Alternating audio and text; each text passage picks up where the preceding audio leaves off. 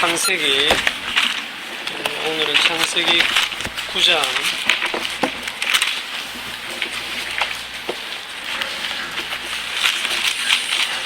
창세기 9장 18절 말씀에서 마지막 29절까지 말씀을 보겠습니다. 창세기 9장 18절에서 29절까지 말씀을 저와 여러분이 교독을 하겠습니다. 방주에서 나온 노아의 아들들은 셈과 함과 야벳이며 함은 가나안의 아버지라. 노아의 이 세 아들로부터 사람들이 온 땅에 퍼지니라. 노아가 농사를 시작하여 포도나무를 심었더니 포도주를 마시고 취하여 그 장막 안에서 벌거벗은지라. 가나안의 아버지 함이 그의 아버지의 하체를 보고 밖으로 나가서 그의 두 형제에게 알림해 생과 야벳이 옷을 가져다가 자기들의 어깨에 메고 뒷걸음쳐 들어가서 그들의 아버지의 하체를 벗었으며 그들의 얼굴을 돌이키고 그들의 아버지의 하체를 보지 아니하더라. 노아가 술이 깨어 그의 작은 아들이 자기에게 행한 일을 알고 이에 이르되 가나안은 저주를 받아 그의 형제의 종들의 종이 되기를 원하노라 하고 또 이르되 셈의 하나님 여호와를 찬송하리로다. 가나안은 셈의 종이 되고 하나님이 야벳을 창대하게 하사 셈의 장막에 거하게 하시고 가나안은 그의 종이 되게 하시기를 원하노라 하였더라. 홍수 위에 노아가 350년을 살았고 그의 나이가 950세가 되어 죽었더라. 아멘. 오늘 말씀의 제목이 뭘까요? 이해가 안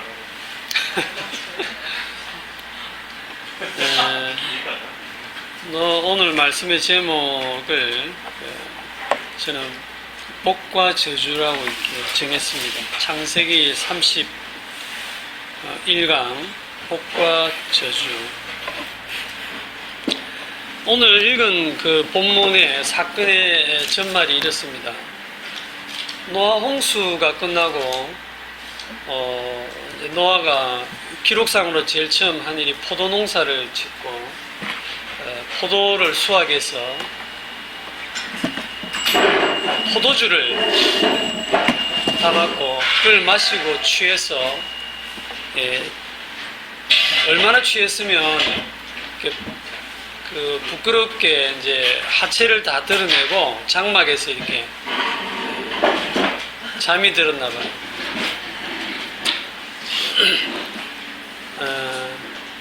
자기가 벌거벗은 줄도 이렇게 인식을 못할 정도로 이제 술이 취해서 잠이 드는 거죠. 그리고 이 벌거벗은 모습을 작은 아들인 함이 보고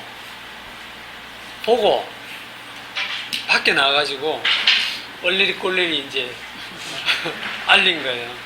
셈과 야벳한테. 그 얘기를 들어 셈과 야벳이 그래? 우리도 가서 보자 이래 가서 본 게 아니고 뒷걸음질 쳐 들어가서 이제 겉옷을 가지고 이렇게 아버지의 부끄러움을 가려주고 아비의 그 하체를 보지 않고 아버지의 수치를 보지 않고 옷으로 가리고 나왔다. 그런데 이제 잠에서 깬 노아가 그걸 사실 이제 들은 거예요. 듣고는 노아가 아이고 참 죽을 싫어버라.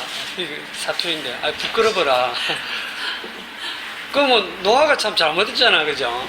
부끄러운데 정말 이상하게도 저주를 하고 축복을 합니다. 함의 아들 가나안, 그것도 함한테 저주를 하는 게 아니고 함의 아들 가나안을 저주를 하고 셈과 야벳을 축복을 하고 이 셈과 함과 야벳으로부터 이제 19절에 보면 이 세 아들로부터 사람들이 온 땅에 퍼지니라. 이 세상 역사가 다시 시작이 되는데 이때 셈과 야벳은 하나님의 복을 받고 가나안은 저주를 받는 이게 지금 그 기록이 되어 있거든요. 이병태 집사님 말씀처럼 해석 참 어려운 부분입니다, 이게. 원인 제공은 노아가 했단 말이에요. 노아가 잘못했단 말이에요. 아들아, 내가 참 너무 술이 취해가지고 내가 참 부끄러운 모습 보였네. 다시는 안 그럴게. 뭐 그래도 니는 그렇게 알리면 안 되지. 뭐 이런 정도로 충고를 하면 되지, 그지? 그런데 자꾸 일어나가지고 작은 아들한테 뭐 저주를 퍼붓고 자기를 가려준 다른 두 아들한테는 복을 선언했단 말이에요. 그런데 이게 헛말이 아니라 이게 이대로 복과 저주가 그 후손에게 쭉 이어지고 있거든요. 이걸 가지고 이제 포도주를 먹지 말고 맥주를 마시자 뭐 이렇게 해석을 한다든지 부모를 공경해야 된다 이런 이제 예화로 이걸 사용을 한다든지 하는 건 상당히 무식한 해석입니다. 성경은 절대 그 얘기를 하려고 이걸 기록한 게 아니거든요. 아무리 생각해도 이 부분은 상식이나 우리 윤리, 도덕, 인과율 이런 걸로는 절대 설명이 안 되는 본문입니다. 그럼에도 불구하고 제가 인터넷에 이렇게 한번 어떻게 해석들을 하느냐 하고 쭉 찾아보니까 그 온갖 해석을 이상한 해석들을 다 해놨어요. 그러니까 이제 가나안이 그 함의 아들 가나안이면 노아한테 손자잖아요, 손자. 이 가나안이 누구냐면 나중에 보면 우리가 제 찬양할 때 가나안이 나왔죠. 나 가나안 땅 귀한 성에 들어가러 갈 때 지금 이 창세기를 처음 듣고 있는 독자들이 누구냐면 광야에 나온 이스라엘 백성들이에요. 그들이 지금 목적지로 가는 데가 어디냐면 가나안 땅입니다. 가나안 정복하러 가는 거예요. 거기 있는 현지인들을 다 죽이고 이제 진멸하고 거기 들어가는, 그리고 그 가나안 땅은 이제 죄가 완전히 가득 찼기 때문에 하나님의 심판, 이스라엘 백성들은 이제 그 땅을 주려고 하는 건데, 그걸 의도적으로 하기 위해서 이 창세기에 보면 계속 그런 얘기가 나오거든요. 18절부터 이미 방주에서 나온 노아의 아들들은 셈과 함과 야벳이며 함은 가나안의 아버지라, 이 말이 딱 붙어 있거든요. 그러니까 자손들이 많아요. 자식들이 많은데 그중에 특별히 가나안을 딱 선택해서 가나안은 함의 아버지라 이렇게 딱 나와요. 그리고 또 이 뒤에 저주를 할 때 함을 저주하는 게 아니라 가나안을 저주를 해요. 정복 전쟁을 위한 의도가 좀 있지 않았나 이렇게 생각을 할 수도 있는데, 사람들은 이제 이걸 어떻게 해석하냐면 가나안이 뭐 이렇게 좀 동성연애적인 성향이 있어가지고 노아의 하체를 보는데 그냥 보는 게 하고 이렇게 보면서 즐겼다라든지, 조금 그 술에 취했으니까 이상한 짓을 했다든지, 그렇게 해석을 하는 것도 있고, 좀 더 심한 거는 이제 노아의 아내가 불륜을 해서, 그러니까 아들 함과 좀 그래 관계를 맺어서 가나안을 낳아서 이상하게 되어버린 그런 식으로 막 해석을 해서, 이거는 정말 하나님이 진노할 그런 일을 했기 때문에 이런 저주를 받는다. 그냥 단순히 지금 포도주 마시고 취해 있는 아버지가 그 하체를 벗고 자고 있다고 하는 거를 형제들에게 알린 거 가지고 이 정도 저주하는 게 해석이 안 되니까 자꾸 그렇게 억지로 막 이렇게 상상해내서 해석을 하는 거예요. 그런 해석들이 인터넷에 뒤져보면 수두룩합니다. 저는 이거 사과 아니지, 선악과 먹었다고 해서 네. 전 인류를 저주하신 네. 제 딸이 이렇게 네. 가두시잖아요. 네. 그거하고 이렇게 거의 뭐 같은 이야기가 아닌가. 그렇죠. 그런 맥락으로 지금 가면 좋은 진짜 그걸 너무 하신 좋은 관점인데. 그래서 여러분들은 이 부분들을 읽으면서 다른 분은 어떻게 해석들이 됩니까? 노아의 벌거벗음을 조롱한 거는 십자가 달리신 예수님 조롱했던 그 사람들이 잘못되고, 포도주는 예수님의 피를 상하는데 그래요. 어디서 뭔가를 들었습니까? 어디서 먹은 거 아닙니까? 네? 전에 가서 나오시면 안 돼요. 이게 가난. 예수 그리스도로 풀어야 된다니까 그게 맞지. 저도 그래 생각합니다. 자, 여기에 지금 역사적인 사건은 지금 여러 되어 있지만 여기에서 가나안을 저주하고 셈과 야벳을 축복하는 이 노아의 이 행위 속에는 하나님의 계시가 담겨 있습니다. 그래서 이 사건은 하나님의 계시를 드러내는 사건입니다. 하나님이 어떤 분이신지 예수 그리스도가 어떤 분이신가 하는 것을 드러내는 계시적인 사건입니다. 이거를 도덕이나 윤리, 우리 인간 상식 이런 거로 풀어가지고 어떤 교훈을 찾아내려고 하면 안 됩니다. 네. 그래서 인터넷에 나오는 온갖 가난하고 함의 어떤 그들의 어떤 행위를 아주 나쁘게 자꾸 이렇게 상상해내가지고 이런 나쁜 행위를 했으니까 저주받아 마땅하다라는 원인과 근거를 찾으려는 그런 모든 시도나 해석은 전부 다 인본주의적인 해석입니다. 쓰레기입니다. 대부분이 그렇게 해석이 되어 있어요. 성경에 나오는 하나님의 복과 저주는 우리가 일반 상식적으로 생각하는 수준이 아닙니다. 노아의 세 아들이 모두 한 배에서 난 아들들인데 축복을 하면 다 축복해. 우리들 생각은 그렇잖아요. 축복을 하면 다 축복해야 되지. 누구는 축복하고 누구는 저주하고. 이게 뭡니까? 자식들 싸움 붙이는 것도 아니고. 그런데 이와 비슷한 경우가 어디서 또 일어났냐면 나중에 그 창세기 27장에 가보면 이삭의 두 아들 에스와 야곱에게서 일어나죠. 그 부분을 보면 해석이 좀 쉽기 때문에 한번 보겠습니다. 자, 창세기 27장으로 가겠습니다. 27장 21절. 자, 성경을 보세요. 창세기 27장 21절.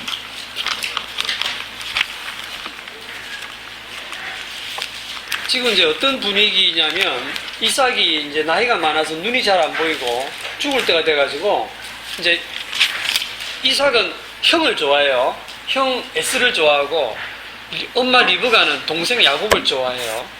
그런데 이 아버지가 이제 에스한테 너 가서 사냥해 와서 내가 좋아하는 별미를 만들어 와라. 그럼 내가 그걸 먹고 기분 좋아가지고 내 마음껏 너에게 축복을 해줄게 그랬는데 그걸 밖에서 리브가가 들었어요. 야, 이 큰일 났다.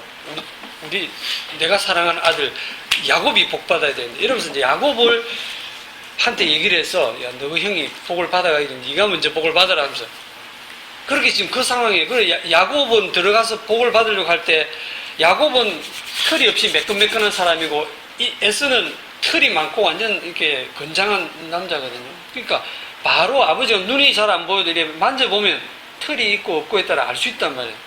그러니까 이제 엄마 리브가가 꾀를 내가지고 짐승의 털을 이렇게 야곱한테 막 꾸민 거예요. 변장을 시킨 거예요.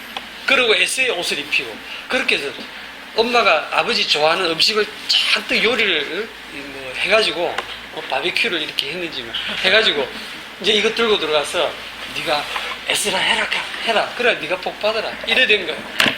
그 상황입니다. 21절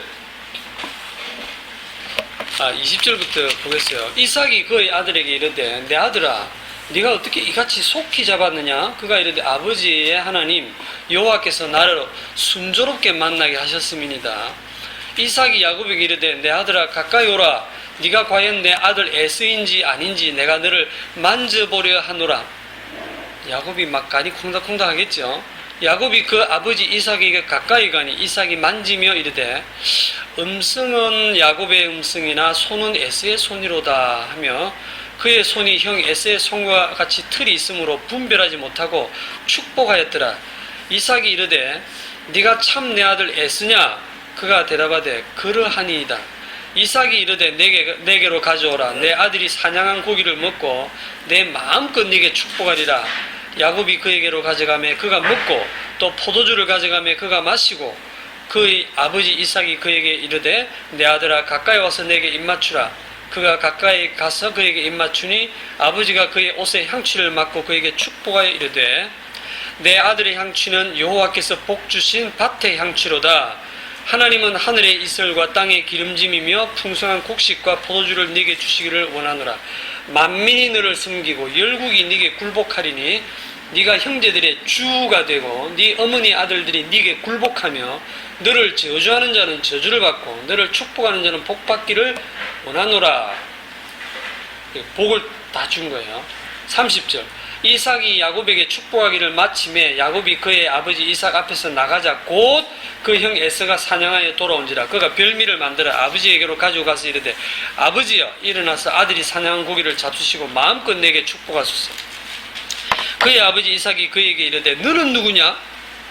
그가 대답하되 나는 아버지의 아들 곧 아버지의 맏아들 에스로소이다.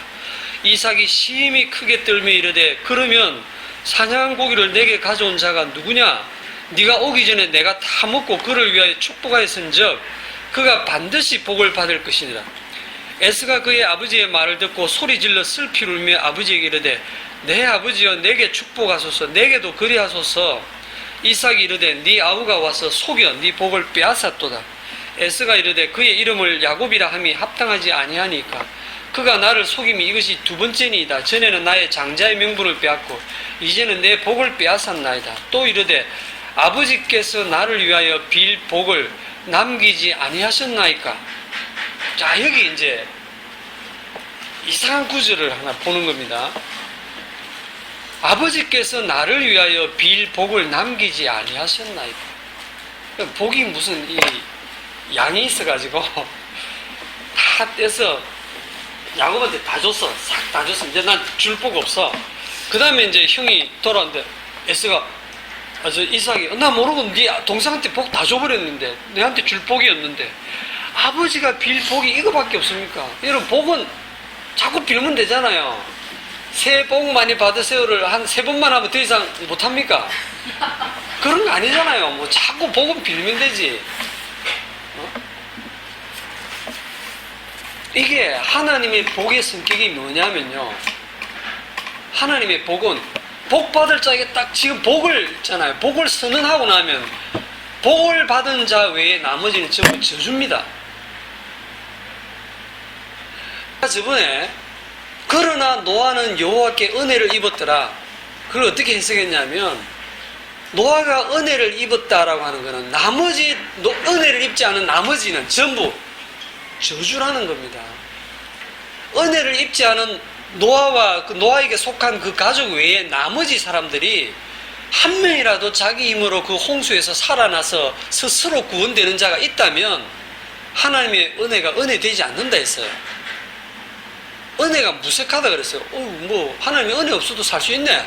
하나님의 은혜 없어도 구원받을 수 있네. 자기 힘으로. 이래 돼버리면 안 되거든요.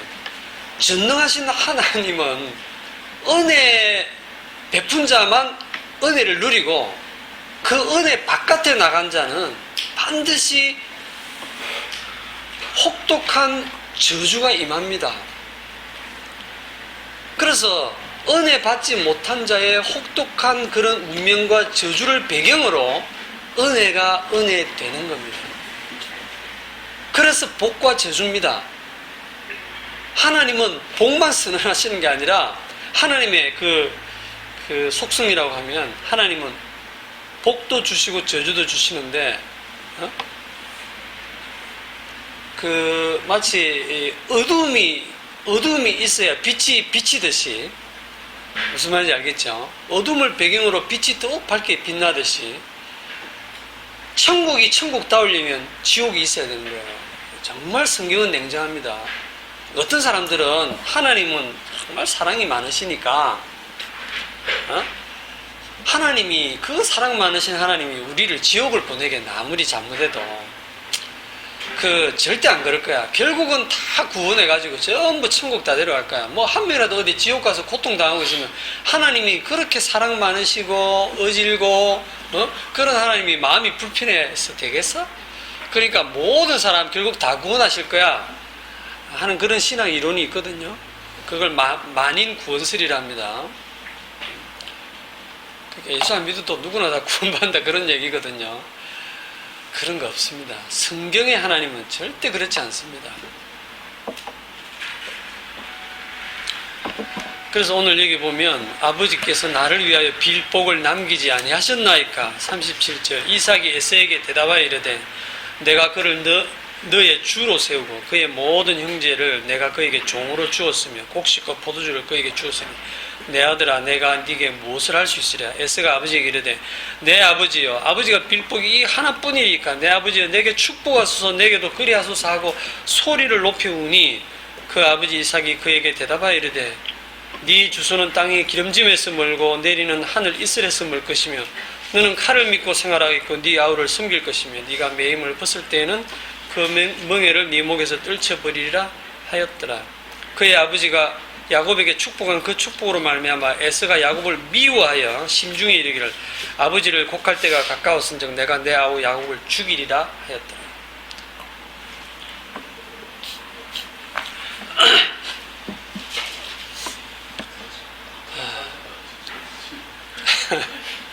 자, 이 부분을 성경 로마서에서 어떻게 해석을 하는지 가보겠습니다. 로마서 9장 10절.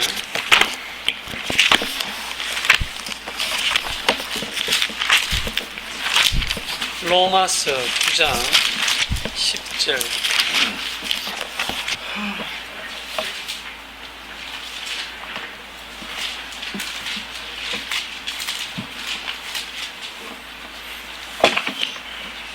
제가 8절부터 읽겠습니다. 곧 육신의 자녀가 하나님의 자녀가 아니요 오직 약속의 자녀가 씨로 여기심을 받느니라. 약속의 말씀은 이것이니 명년 이때에 내가 이르리니 사라에게 아들이 있으리라 하심이라. 그뿐 아니라 또한 리브가가 우리 조상 이삭 한 사람으로 말미암아 임신하였는데 그 자식들이 아직 나지도 아니하고 무슨 선이나 악을 행하지 아니한 때에 택하심을 따라 되는 하나님의 뜻이 행위로 말미암지 않고 오직 부르시는 이로 말미암아 서게 하려 하사 리브가에게 이르시되 큰 자가 어린 자를 섬기리라 하셨나니 기록된 바 내가 야곱은 사랑하고 에서는 미워하였다 하심과 같으니라. 내가 야곱은 사랑하고 에서는 미워하였다 하심과 같으니라. 야곱이 사랑받을지 많이 해서 사랑하시는 거죠. 에서가 미운지 골라 해가지고 미워하시는 거죠. 그건 사람들이 하는 짓이고 하나님은 11절에 보면 그 자식들이 아직 나지도 아니하고 무슨 선이나 악을 행하기도 전에 이미 하나님이 선택을 하셨어요. 택하심을 따라 되는 하나님의 뜻이에요. 행위로 말미암지 않고 네 하는 거 보고 네 잘하면 내가 복주고 잘못하면 저주하고 이게 아니고 이미 하나님이 창세전에 선택하셔가지고 사랑할 자 미워할 자 선택하시고 하시는 거예요. 14절에 그런즉 우리가 무슨 말을 하리요 하나님께 불의가 있느냐 그럴 수 없느니라. 모세에게 이르시되 내가 긍휼히 여길 자를 긍휼히 여기고 불쌍히 여길 자를 불쌍히 여기리라 하셨으니 그런즉 원하는 자로 말미암음도 아니요 주여 제게 복을 주시옵소서 하고 간절히 원하고 막 새기도를 열심히 다니고 산기도를 다니고 그렇게 원한다고 하나님이 그래 지성이면 감천이지 하나님이 감동해서 복주고 이런 하나님이 아니에요. 다른 박질하는 자로 말미암음도 아니에요. 오직 긍휼히 여기시는 하나님으로 말미암음이니라. 성경이 바로에게 이르시되 내가 이 일을 위하여 너를 세웠으니 곧 너로 말미암아 내 능력을 보이고 내 이름이 온 땅에 전파되게 하려 함이라 하셨으니 그런즉 하나님께서 하고자 하시는 자를 긍휼히 여기시고 하고자 하시는 자를 완악하게 하시느니라. 하나님이 긍휼히 여길 자 긍휼히 여기시고 바로처럼 계속 그 마음을 완악하게 하는 자는 완악하게 되는 거예요. 이러면 이제 여러분들이 아니 그러면 뭐 사람은 뭡니까 도대체? 뭐 사람은 뭡니까? 뭡니까? 피조물이지. 네? 하나님의 하나님 대신 그리스도의 주 되심을 드러내기 위해서 하나님이 이렇게 하시는 거예요. 그러니까 이런 설교를 듣고 이런 공부를 하고 성경을 들으면 여러분은 당연히 우리들의 반응은 그럼 도대체 인간은 뭐냐고 인간의 어떤 행함이나 인간의 가치는 정말 하나도 없냐고 뭐 다 정해놓고 그러면은 뭐 왜 그래놓고 하나님이 화를 내시고 하나님의 사랑 그 뭡니까 이제 이래 되는 게 19절입니다.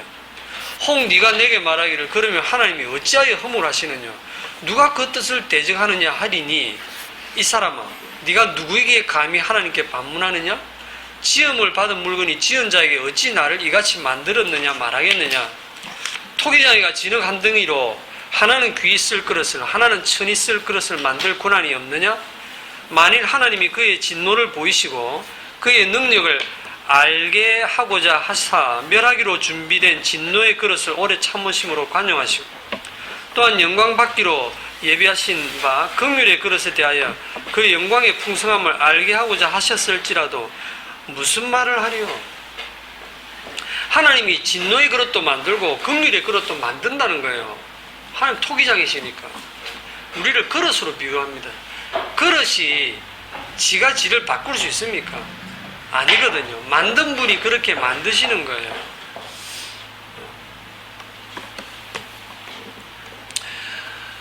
13절에 내가 야곱은 사랑하고 에스는 미워하였다 하는 이 하나님의 말씀을 들어보면 참 이해가 잘 안 가요. 왜냐하면 우리들의 상식으로는 하나님은 그야말로 사랑이시기 때문에 누군가를 사랑한다는 것은 좀 이해가 되는데 그것도 이해가 쉬운 건 아니에요. 하나님이 누군가를 사랑한다는 좀 이해가 되는데 하나님이 미워하신대. 내가 야곱은 사랑하고 에스는 미워했대. 우리는 교회 다니면 이웃도 사랑해야 되고 원수도 사랑해야 되고 미워하면 안 되잖아요. 어? 자식이 속썩이도 미워하면 안 되잖아. 어? 부모님이 자꾸 간섭해도 부모님 미워하면 안 되잖아. 어? 형제가 자꾸 내 말대로 안 해도 미워하면 안 되고 사랑해야 되잖아요. 부부지간에도 사랑하면서 살아야 되잖아요. 그런데 하나님은 누구를 사랑하고 누구를 미워하신다는데?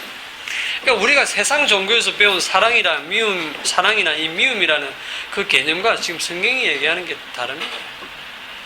우리들의 사랑, 우리 인간들의 사랑이나 미움은요, 전부 자기 중심이고, 자기 감정이고, 자기 컨디션입니다. 자기 컨디션 좋고 기분 좋으면 사랑이 막 솟아납니다. 갑자기 길 가다가 한 100만 원 줬으면 갑자기 아내에 대한 사랑이 막 용서치고 가족들 막 회식하고 막 가족들이 아버지가 갑자기 막 넉넉해지고 막 여유로워지고 막 사랑을 막 품고 그런데 한번 사기당해갖고 돈 다 날라가 보세요. 주식 투자했는데 떨어져갖고 막 다 날라가 보세요. 옆에서 애교 떠는 마누라도 밉고 막 자식도 다 미운 거야. 그게 인간들의 사랑입니다. 인간들의 미움이거든요. 자기 컨디션입니다. 변덕 심합니다. 영원하지도 않습니다. 그때 달라요. 왜? 우리는 피조물이기 때문에.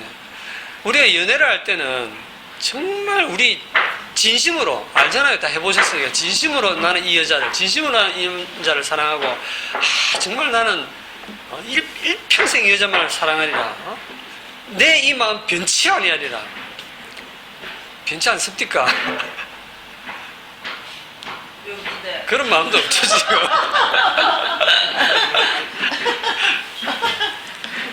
마누라 없으니까 마침 다르고 저녁 다른다.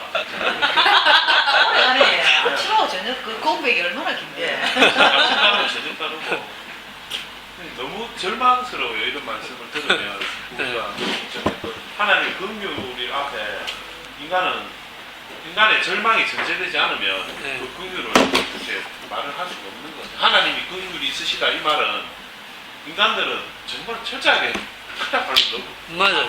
네, 그 하나님 대로 주체적인 자리에서 내려와야 되는데 네. 계속 자기가 주체적인 자리에 있으니까 사도가 계속 이 말씀을 하시는 너는 계속 아무것도 아니다 이 말씀을 계속 하시는 이유가 이 복음을 듣는 그 당시에 고린도 교회 그 서신서를 받는 그 교회에 예수 믿는다는 사람들이 아직도 자기가 인간의 어떤 행위의 근거를 두고 내 믿음을 이야기를 하니까 사도가 계속 그걸 깨는 것 같아요. 계속 너는 아무것도 아니야. 너는 지능이야. 뭐 계속 이야기를 하시면서 하나님 긍휼을 말씀하시거든요. 긍휼을 말씀하시면 그 전제가 이렇게 이제 인간은 아무것도 아닌 걸로 계속 이렇게 지능으로 그냥 드러나죠. 그게 참 절망 들으니까 좀 소름 돋기치고 인간의 사랑이나 미움 이렇게 전부 주변 환경이나 자기 컨디션에 따라 이렇게 변덕이 심하기 때문에 그건 사랑이 아니고 미움도 아니고 그냥 정말 자기 기분대로입니다. 거기에 대해서 하나님의 사랑이라는 것은 영원하고 변함이 없습니다. 그 대상에 따라 달라지지 않습니다. 한 번 사랑 영원한 사랑으로 가고 한 번 저주 영원한 저주로 가는 겁니다. 이게 정말 그렇기 때문에 하나님의 긍휼을 입고 하나님의 사랑을 맛보고 한 그 사람이 받은 그 복은 대단한 거예요. 그래서 네. 에스가 야곱을 아우를 죽이리라 했다요. 네. 그래서 우리가 이 요사순이 있으리라. 네. 주님을 다는 그 삶을 말씀하고 우리 연결해서 이렇게 봐도 예, 예. 그 연결됩니다. 그 얘기 지금 계속 나옵니다. 하나님이 이 야곱을 사랑하는 것을, 야곱을 사랑한다는 것을 어떻게 더 확실하게 하시느냐 하면, 에스를 미워하는 것으로서 야곱을 사랑한다는 것을 더 확실하게 하십니다. 다시 얘기할게요. 하나님이 야곱을 사랑한다는 것을 어떻게 확실하게 하냐면 에스를 미워한다는 것으로 야곱을 사랑한다는 걸 더 확실하게 합니다. 이거는 더 확장해서 얘기하면 은혜를 입은 자가 그 은혜가 얼마나 큰가를 알게 하기 위해서 은혜 바깥에 있는 자가 받을 혹독한 저주와 진노를 하나님이 실행을 하시는 거예요. 이건 굉장한 거죠. 이건 제 말이 아니고 하나님 그래 말씀하십니다. 말라기서에 가보겠습니다. 말라기서는 구약성경 제일 끝에 있습니다. 말라기 1장 2절.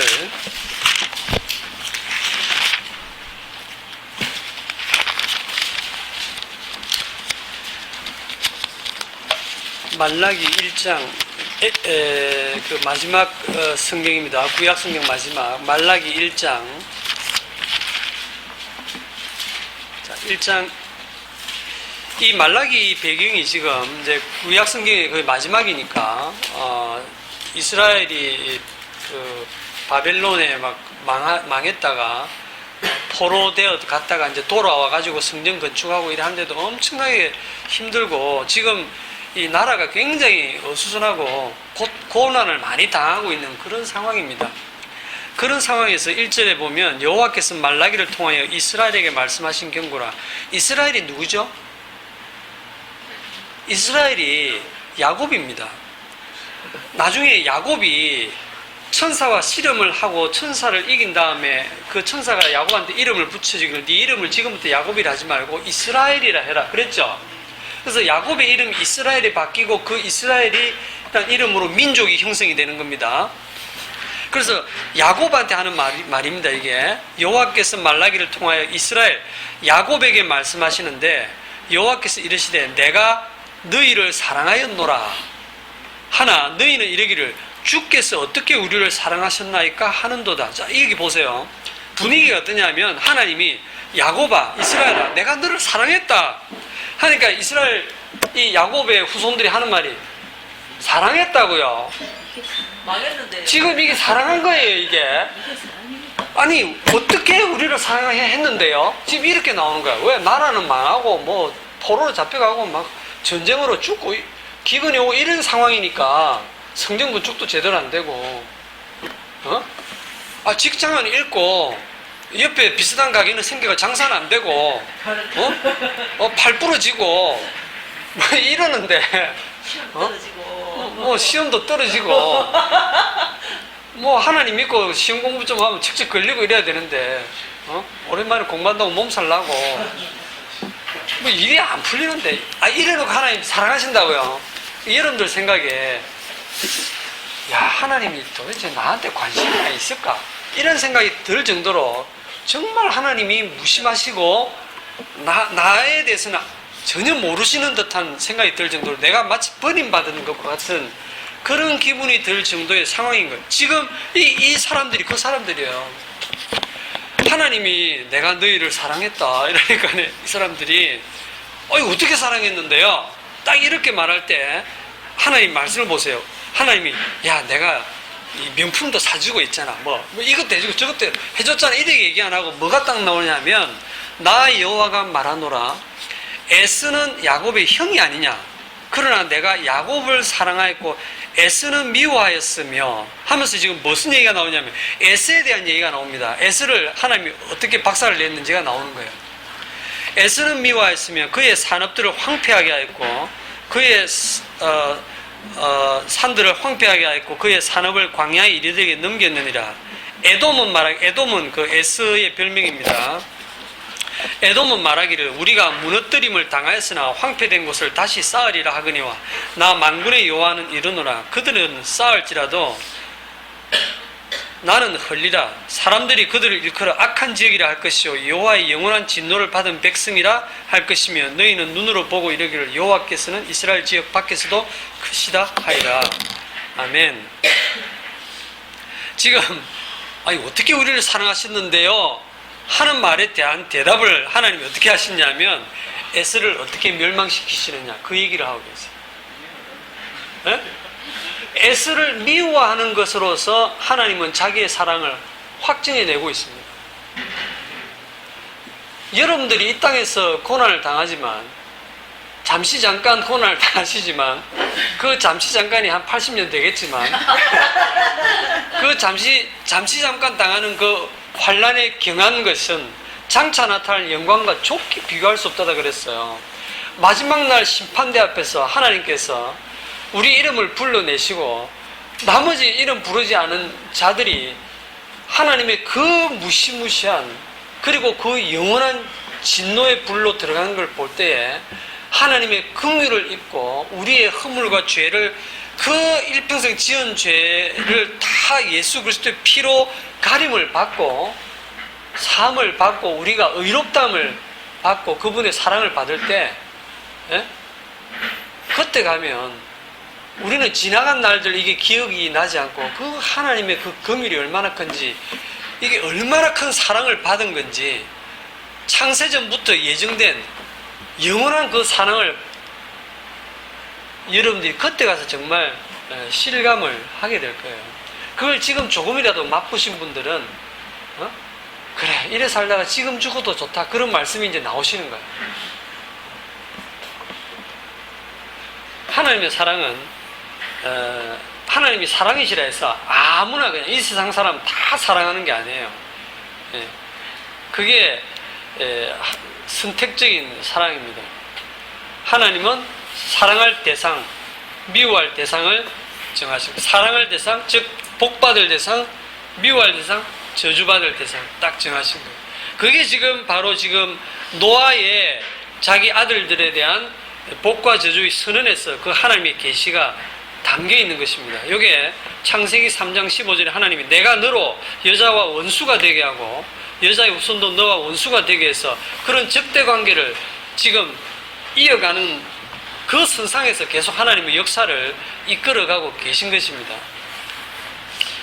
자, 창세기 27장에 그 이삭이 야곱과 에서에게 축복을 한 그 실제적인 역사는 이삭이 속은 거죠.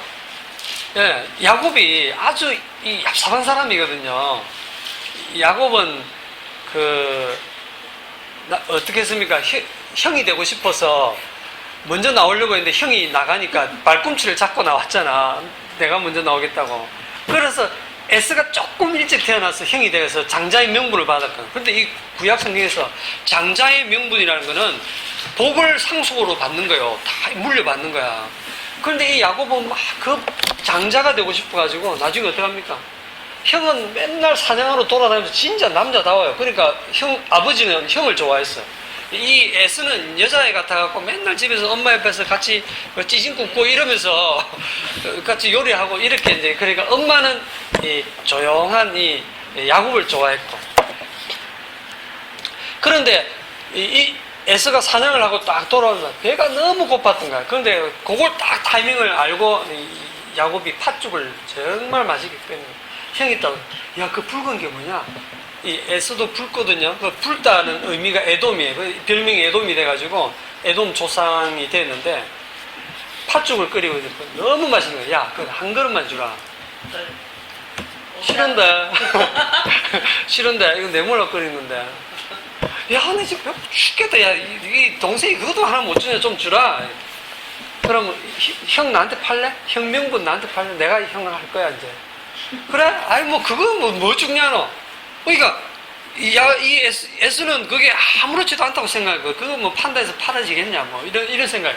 내가 장자 네 해라. 하고는 팔아버린 거야. 장자의 명분을 경홀히 여겼어요. 그래서 히브리서 12장 16절에 보면, 한 그릇 음식을 위하여 장자의 명분을 판 에스와 같이 망령된 자가 없도록 살피라. 이래 되어 있습니다. 이게 이미 태어나기 전부터 하나님이 야곱을 사랑하고 에스는 미워했다 하는 것이 역사 속에서 이루어지는 과정입니다. 그 이루어지는 과정 속에서 윤리 도덕 없어요. 하나님이 야곱 보고 야 너 진짜 얍삽하다야 하고 야곱 사랑한 건 나 취소. 에스가 더 씩씩하고 남자답네. 나 에스 사랑할래.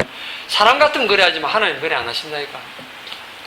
나중에 아버지 이 상속권 축복권을 가지고 있는 아버지가 형을 축복하려고 할 때도 지금 야곱은 형 속이잖아요. 형을 속이고 아버지를 속이잖아.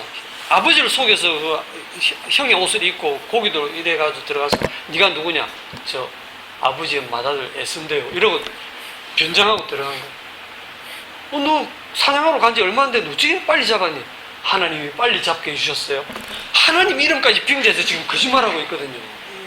야 이게 믿는 사람 맞습니까? 얼마나 지금 복을 자기가 받으려고 이렇게 하냐.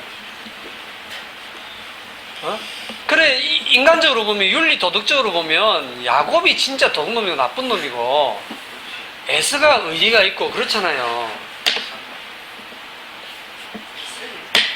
그러면 이삭이 나중에라도 알고 나면 그 나쁜 놈이 지가 변장하고 들어와서 복 비는 거 취소다 취소하고 이제 에스한테 다시 축복 그런 거 없습니다.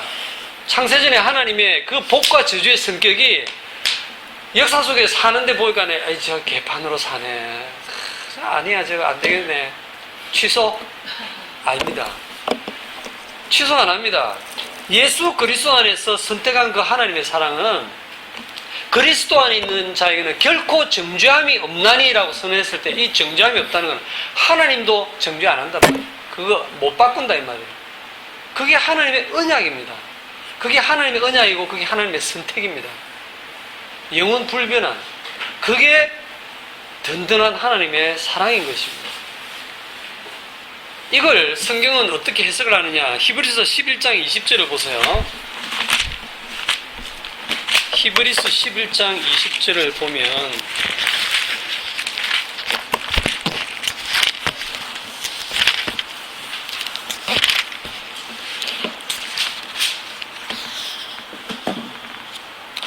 (20절) 같이 읽읍시다. 시작.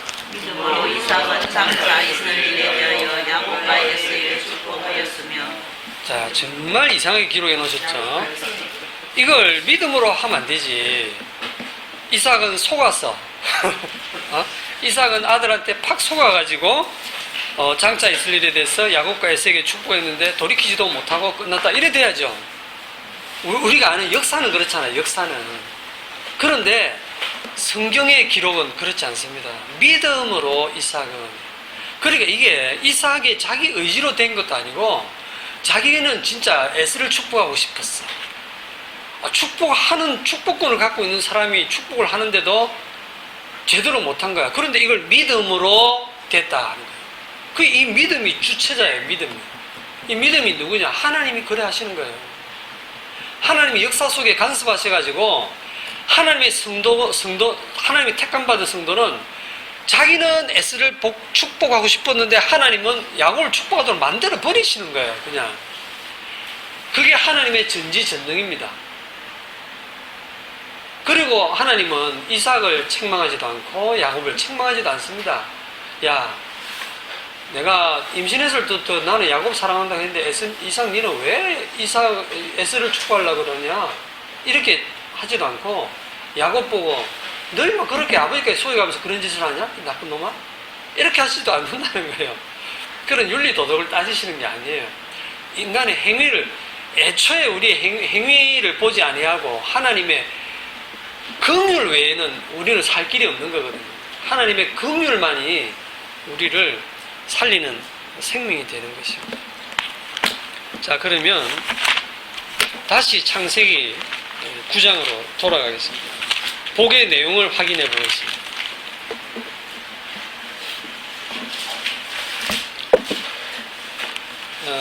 그래서 지금까지 제가 얘기한 것처럼 오늘 본문의 내용을 절대 세상적인 그런 상식이나 윤리, 도덕적인 교훈으로 해석하게 되면 완전 엉터리가 된다는 거 아시고, 오늘 노아가 수리껴서 그의 작은 아들이 자기의 행한 일을 알고 하는 이제 복의 내용을 보겠습니다. 가나안에 이르되 가나안은 저주를 받아 그의 형제의 종들의 종이 되기를 원하노라.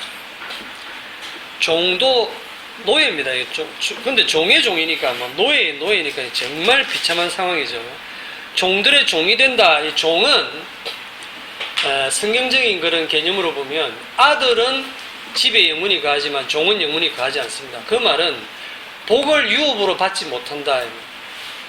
하나님의 복을 유업으로 받지 못하는 상황이 이게 저주입니다. 종은 유업을 잊지 못합니다. 그래서 가나안은 종들의 종이 된다 이는 것은 이 말을 해석하면 상속권을 상실했다.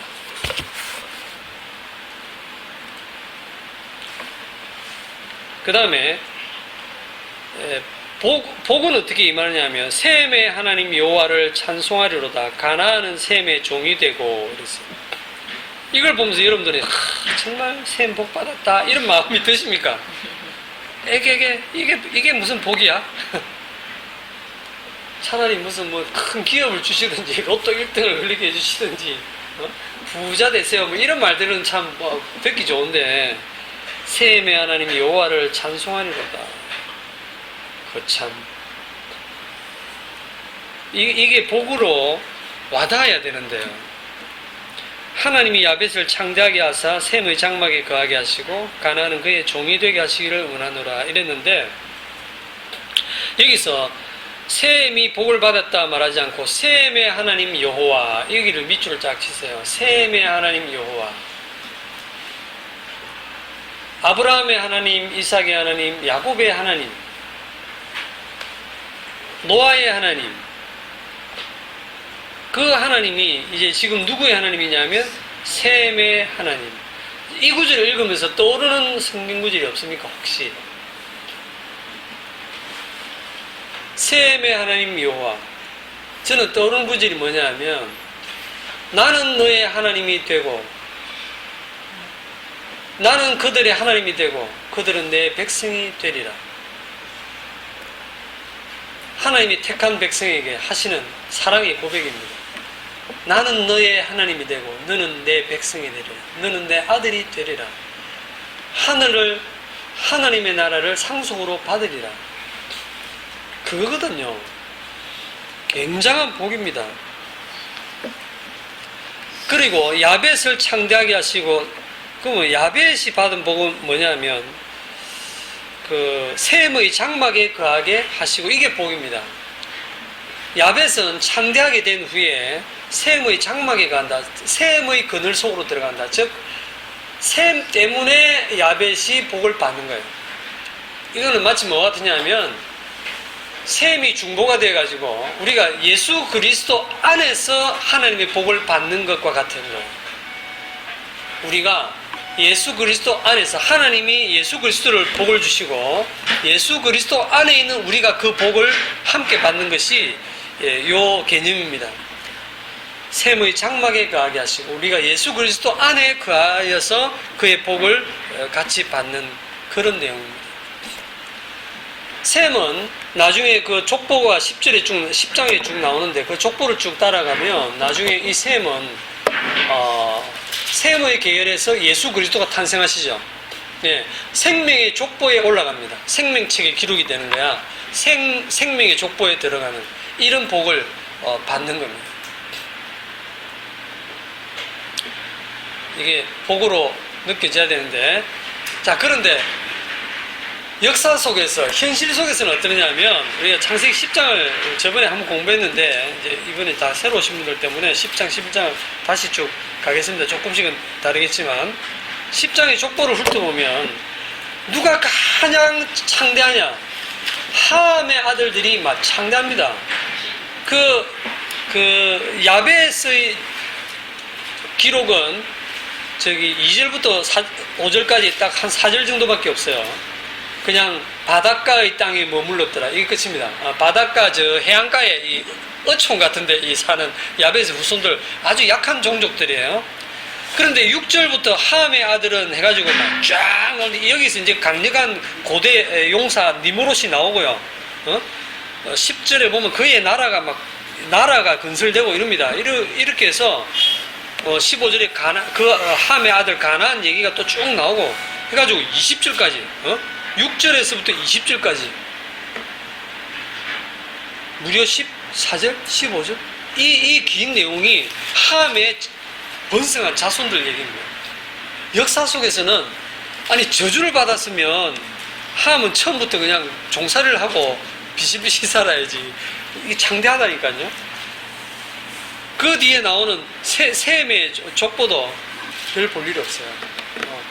그냥 그 셈의 족보에서는 이제 아브라함이 나오고 쭉 나중에 그렇게 되지만, 그러니까 역사 속에서는 도대체 하나님이 우리를 사랑했다는데 어떻게 사랑했는데요? 이 말이 나올 수밖에 없는 그런 현실이 역사 속에서는 일어납니다. 그러면 도대체 하나님의 사랑이라는 건 뭐냐?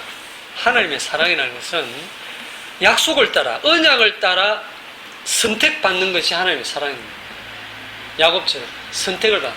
그러면 그 선택받는 하나님의 사람은 그들의 인생이 어떠냐? 고달파요. 더 고달파요. 하나님의 선택을 받았기 때문에 더 고달픈 거야. 여러분, 하나님의 사랑을 받고 하나님의 선택을 받았던 이스라엘이 민족적으로 구원받아가지고 홍해를 가르고 나왔다. 엄청난 기적으로 구원을 받았다. 어디로 갑니까? 가나안 땅 가기 전에 광야로 가서 거기서 40년간 엄청난 고생을 하잖아요. 1세대가 다 죽잖아요. 그걸 하나님 사랑이라고 합니다, 지금. 응? 그래서 선택받은 게 하나님의 사랑인데, 선택받은 그 하나님의 백성의 그 인생은 절대로 자기 뜻대로 안 됩니다. 왜? 하나님의 영이 간섭하시기 때문에. 자, 야곱이 아버지로부터 복을 받자마자 로또 걸렸죠. 그렇게 하거든요. 받자마자 그 다음에 바로 일어나니 형의 미움을 받기 시작합니다. 미움을 받고 아버지 곡할 때가 다 됐으면 내 아버지만 장사 진행하면 좀 쥐기 푼다. 이래 그게 엄마 귀에 들어가니까 제가 지금 농담이 아니야. 진짜 죽이겠어. 형제지간에 또 죽이겠어. 그러니까 야곱 보고 너 외삼촌 집에 좀 가 있으라. 그 먼 외삼촌 집에 보내잖아요. 그때부터 엄마와 아들은 더 이상 못 봅니다. 리브가는 다시는 자식 못 보죠. 그 외삼촌 집으로 가요. 그래가 이제 바로 집에서 쫓겨난 거야. 도망간 거야, 도망가. 얼마나 고단한 인생입니까? 도망가서 거기서 이제 외삼촌 집에 가가지고 거기서 살다가 이제 외삼촌의 딸들한테 반해가지고 그 중에 그 누구한테 반했죠?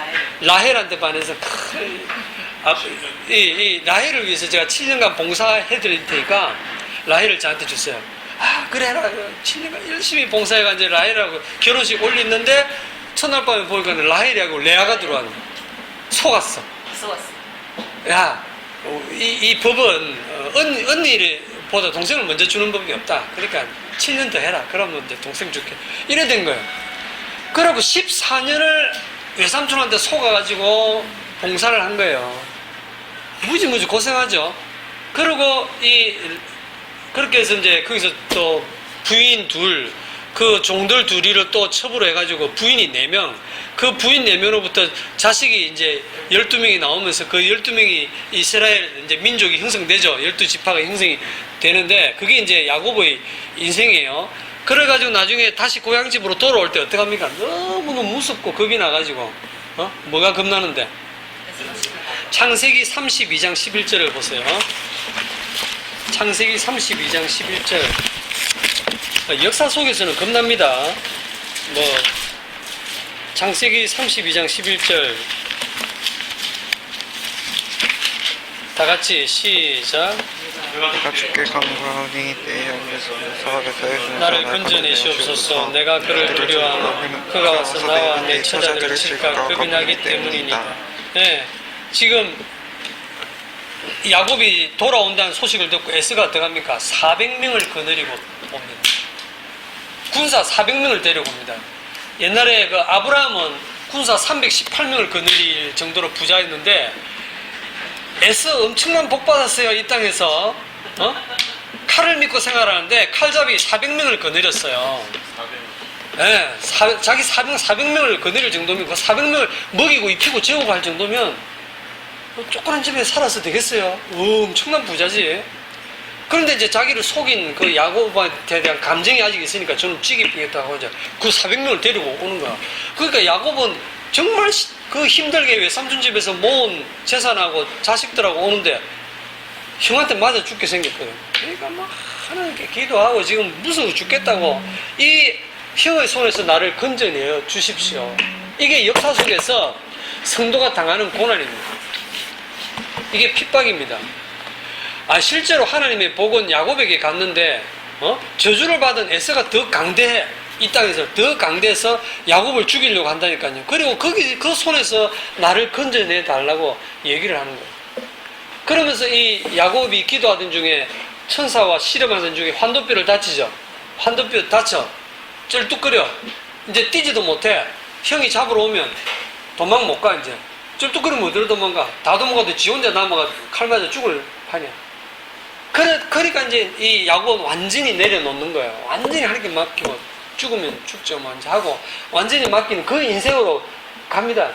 야곱의 인생은 정말 사기꾼이고 속이고 막 진짜 그런 윤리 도덕적으로 본받을 게 하나도 없는 인생인데 하나님이 그 인생을 간섭해가지고 마지막에 이 돌아와서 어떻게 되냐면 이 야곱에게 딸이 하나 있죠. 디나라는 딸은 또 어떻게 됩니까? 이방 땅에 그 구경 나갔다가 그 족장 아들한테 강간당하잖아요. 자기 딸이 아이고 예수 믿는 집에 딸내미가 어디 나가서 강간당하고 돌아와 보세요. 좋겠다. 장모님 뜻에 장모님 가정에 그런 일들이 있다니까요. 지금 이 성경에 나오는 이 복을 받았다는 하나님이 사랑한다는 그 야곱이 이런 세상에서 이런 걸 겪는 거예요. 얼마나 가슴이 아프겠어. 딸 때문에. 그리고 나중에는 자기 자식도 요셉도 죽은 줄 알잖아. 그리고 나중에는 금이환영에 애굽으로 내려가지만 애굽으로 내려가서 거기서 바로왕 앞에서 뭐라고 합니까? 내 인생의 연수가 얼마 안 되지만 정말 험악한 인생을 보냈다 하잖아요. 그 험악한 인생을 누가 간섭하십니까? 하나님이 그 험악한 인생을 간섭하셔가지고 마지막에 이 야곱이 뭐 하느냐면 요셉의 두 아들에게 축복하는데 장자와 차자가 있는데 장자에게 오른손 얹고 차자에게 왼손 얹어서 복을 빌어야 되는데 이렇게 하잖아요. 그러니까 요셉이 이거 아버지 아닙니다. 얘가 장남입니다. 나도 안다. 아들 나도 안다. 나도 안다 하면서 이렇게 하거든. 나도 안다. 이게 뭐냐 하면 야곱이 이제는 하나님의 복은 사람의 생각하고 다르다는 거예요. 하나님의 복까지는 사람의 생각과 사람의 선택과 다르다는 거예요. 육신으로 난 자가 약속의 자녀가 아닌 거예요. 그래서 이 믿음으로 나중에 그 야곱이 아까 읽었던 히브리서에 보면 믿음으로 야곱은 또 이렇게 축복을 또 하는 거예요. 그 아들 요셉의 두 아들이에요. 이게 하나님의 간섭인데 선택받은 그 사람들은 이렇게 인생을 힘들게 살지만 그 결국은 하나님의 언약을 붙드는 인생으로 변화가 된다는 거예요. 하나님이 결국은 그렇게 만들어 가신다는 거예요. 그러면 하나님이 미워하시는 자는 어떻게 되느냐? 하나님이 미워한다는 건요, 하나님이 막 감정적으로 정말 꼴로 보시면 미워 죽겠다 이런 감정적인 미움이 아니라 선택 안 한다는 거예요. 그냥 내버려 두신다는 거예요. 로마서에 나오는 하나님이 내어버려 두심, 하나님의 선택 안 하심, 선택한 자 외에 나머지 내버려 두시는데 그 내버려 둔 그 자들은 어떻게 살아가느냐? 선택받지 못한 자들의 삶의 특징이 뭘까요? 자기 힘으로 자기 왕국을 건설하면서 사는 거예요. 자기 힘으로. 그러니까 에스가 얘기할 때 너는 칼을 믿고 생활하겠고 하나님을 믿는 게 아니라 자기 힘, 자기 칼을 믿고 생활해요. 자기 힘으로 자기 왕국을 건설해요. 물론 선택받은 자도 똑같아요. 처음 사는 모습 똑같은데 하나님의 간섭으로 나중에는 칼 내려놓고 힘 빠지고 팔 부수고 이러면서 다 이렇게 내려놓게 되고 나중에는 그 하나님의 언약만을 붙드는 인생으로 하나님이 변화해 가시는 거예요. 그런데 그렇지 않은 하나님이 미워하는 자들은 이 땅에서 계속 자기 힘으로 자기 왕국을 건설하면서 살기 때문에 잘 됩니다. 우리 눈에 볼 때는. 그런데 그게 다 무너지는 거거든요. 다 멸망당할 거거든요. 그 아까 말라기서에 보면 하나님이 너는 쌓을지라도 나는 무너뜨리겠다. 결국 다 무너뜨려집니다. 노아 홍수가 인간들의 그 문화 문명, 그 찬란했던 문명들 일단 한번 싹 쓸어서 무너뜨린 그게 하나의 거울입니다. 오늘날의 이 엄청난 이 문화와 문명 발전해 가고 있잖아요. 이거 하나님 앞에 아무 의미 없는 거거든요. 하나님의 그 사랑받는 선택받은 자에게만 하나님의 관심이 있는 거예요. 나머지는 문명이 발전하든 말든 이건 나중에 혹독한 하나님의 진노와 저주가 쏟아질 것입니다. 마지막으로 하나님이 그 하늘 문을 여시고 땅을 보면서 이는 내 사랑하는 아들이요 내 기뻐하는 자라고 얘기했던 분이 누굽니까? 예수님이죠. 예수님이 세례받고 오실 때 하늘이 열리고 하늘에서 이는 내 사랑하는 아들이다. 내 기뻐하는 자다. 직접 말씀하셨다니까요. 내 사랑하는 아들이다. 그러니까 너는 이 땅에서 잘 먹고 잘 살. 이게 아니죠. 딱 그렇게 세례받고 난 다음부터 바로 예수님은 광야로 가셔가지고 40일간 굶으시잖아요. 금식하시잖아요. 그리고 시험 받으시잖아요. 그리고 그 인생, 험악한 인생 사시다가 그 젊은 나이에 33세에 십자가에서 사형수로 죽어요. 하나님의 사랑받는 아들이 사형수로 죽어요. 네? 그것도 벌거벗고 우리 그림에는 팬티 같은 거 하나 뭐 있지만 실제 사형당하는 사람은 완전히 다 벗깁니다. 벌거벗겨가지고 매달아. 얼마나 부끄럽겠어요. 고통도 고통이지만 많은 사람들이 보고 있는 데서 그래서 나무에 달린 자마다 저주받은 자라고 성경에 기록되어 있는데 예수님이 지금 저주받아 십자가에 죽으셨다는 거예요. 그런데 그 저주받은 그 모습, 그 수치스러운 그 모습을 보면서 성도는 자기의 죄를 보는 거예요. 자기의 부끄러움을 보는 거예요. 내가 죽어야 할 자리에 저분이 죽는다는 걸 봐야 되는 거예요. 노아의 벌거벗은 모습을 보면서 저게 내 모습이다 하는 걸 알아야 되는데 그걸 가지고 조롱거리로 삼고 밖에 나가서 떠들고 이렇게 할 게 아니에요. 그 덮어준 그게 역사 속에서는 그냥 그런 모습으로 나타나는 거예요. 그 행위 자체를 가지고 축복을 저주하는 게 아닙니다. 그렇게 나타나는 거예요. 그래서 벌거벗은 노아를 보면서 자기의 수치를 생각해야 되고 벌거벗고 돌아가신 그 예수님을 보면서 그 수치스러운 죽으심 그 모습을 보면서 저게 내가 죽어야 될 죽음이 저 죽음이다 하는 걸 보지 못하면 그게 저주받은 자의 마음입니다. 근데 이미 선택받고 복을 받은 자들은 내 모습이 저 모습이다 하는 것을 아는 거예요.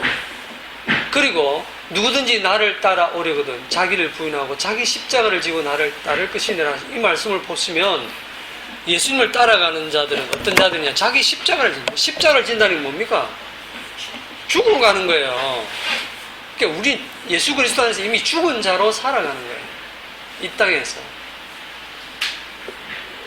그렇기 때문에 여러분들이 일어나는 어떠한 일들에 대해서도 그 모든 일들에 대해서도 하나님의 사랑은 끊어지지 아니한다라고 하는 그 로마서의 말씀을 기억을 하세요. 어떠한 일에서도 하나님의 사랑은 끊어지지 않는 그 말씀만 한 구절 읽고 마치도록 하겠습니다. 그게 어느 구절에 있습니까? 로마서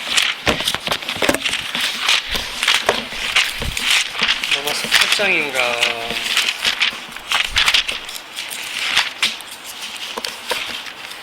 로마서 8장 로마서 8장 32절부터 32절부터 제가 읽겠습니다. 자기 아들을 아끼지 아니하시고 우리 모든 사람을 위하여 내주시니가 어찌 그 아들과 함께 모든 것을 우리에게 주시지 않겠느냐.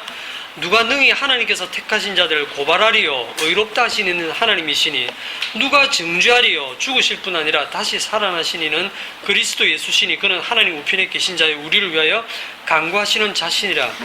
누가 우리를 그리스도의 사랑에서 끊으리요 환난이나 공고나 박해나 기근이나 적신이나 위험이나 칼이라. 이런 일들이 있단 말입니까? 없단 말입니까? 있다는 겁니다. 이걸 기록해 놓은 거는 누가 우리를 그리스도의 사랑에서 끊으리요? 환난도 없고 공고도 없고 박해도 없다 이 말이 아니고 이런 것들이 있어도 누가 끊으리요? 기록된 바 우리가 종일 주를 위하여 죽임을 당하게 되며 도살을 당할 양같이 여김을 받았나이다 함과 같으니라. 그러나 이 모든 일에 우리를 사랑하시는 이로 말미암아 우리가 넉넉히 이기느니라. 넉넉히 이기는 게 뭔지 아십니까? 죽는 겁니다. 네. 그 사랑이 죽음도 이깁니다. 내가 확신하노니 사망이나 죽는 것, 사망이나 생명이나 천사들이나 권세자들이나 현재일이나 장래일이나 능력이나 높음이나 깊음이나 다른 어떤 피조물이라도 우리를 우리 주 그리스도 예수 안에 있는 하나님의 사랑에서 끊을 수 없으리라. 아멘. 이 사랑이 저와 여러분들을 강권하고 있습니다. 기도합시다.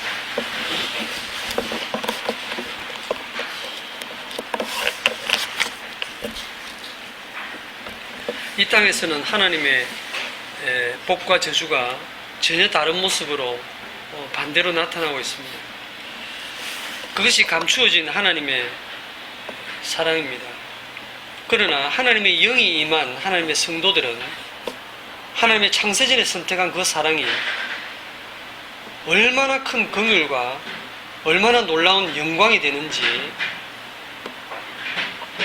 하나님의 성령으로 말미암아 그 마음에 깨달아 알게 됩니다. 하나님, 이 하나님의 사랑이 우리 마음에 부음받되어서 남은 우리의 생을 살아갈 때에 넉넉히 이기며 살아가게 하옵소서. 예수님의 이름으로 기도합나이다. 아멘.